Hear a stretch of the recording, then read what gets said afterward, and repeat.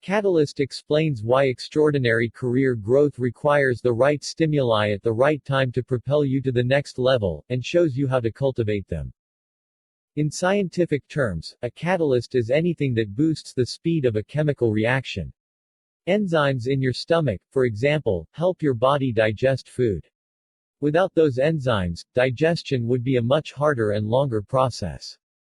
Catalysts are important to many aspects of our daily lives, but the principles behind them aren't exclusive to science. We all know that to have a great career you need a few key ingredients. Hard work combined with a love of your job and the right skills makes for a pretty satisfying career.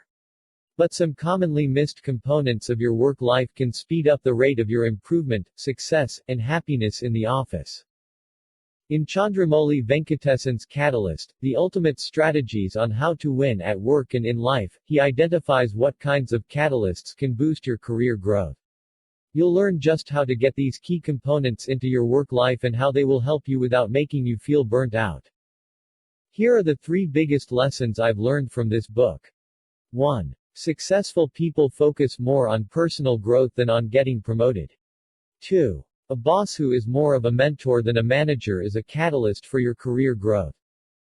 3. The hobbies that you choose in your time away from work help you become more efficient. Are you ready to find out what it takes to give your career path a boost? Let's go.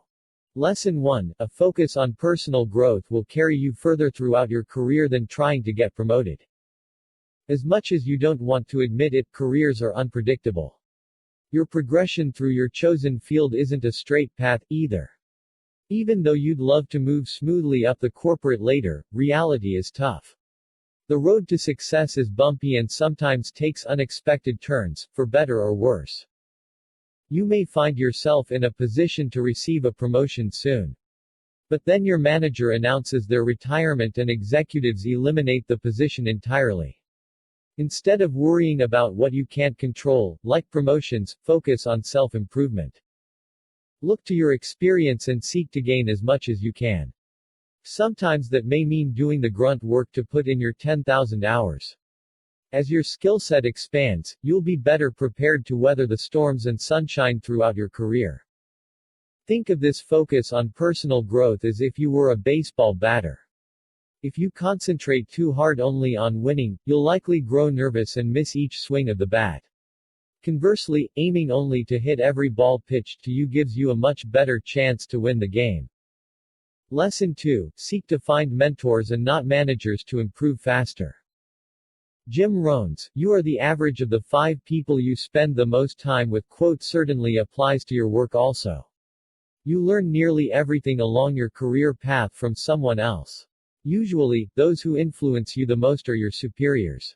This is why it's crucial to choose the right bosses who are mentors instead of managers. Pay close attention for the 2 different kinds of leaders you will encounter. The first type is results-driven. These people focus more on numbers. They will give you plenty of reminders and checks on your progress to make sure you're hitting the mark. Often, these types of bosses have to control all that you do. The other kind of leader is also committed to results, but also to your personal growth. This focus on your improvement is what sets mentors apart from managers. They will invite you to consider the answers to your own questions.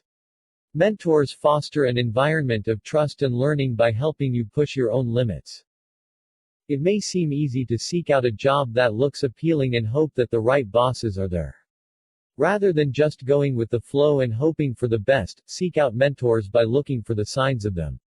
Companies that hire the most talented people and keep them there are a good sign of positive leadership. What's easier is to find someone who works for the company you are considering and ask about the internal culture. Lesson 3. Grow more effective by focusing on choosing the right hobbies when you are away from work.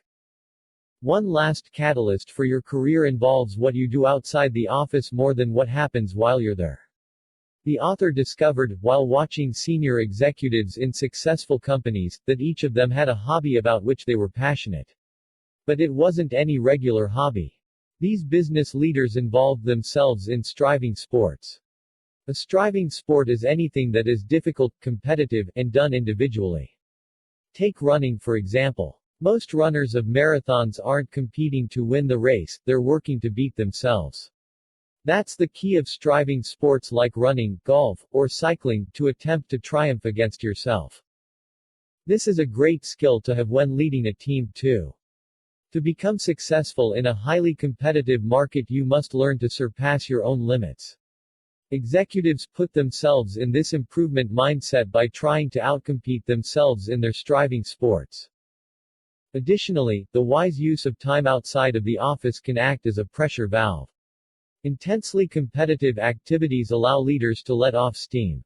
This helps them leave that energy at home, instead of bringing it into the boardroom where it could lead to disaster. Catalyst Review.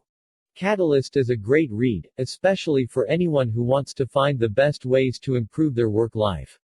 The advice in this book will work excellent for anyone who follows the traditional career path. For those more entrepreneurially minded, however, you will want to take some of the principles with a grain of salt.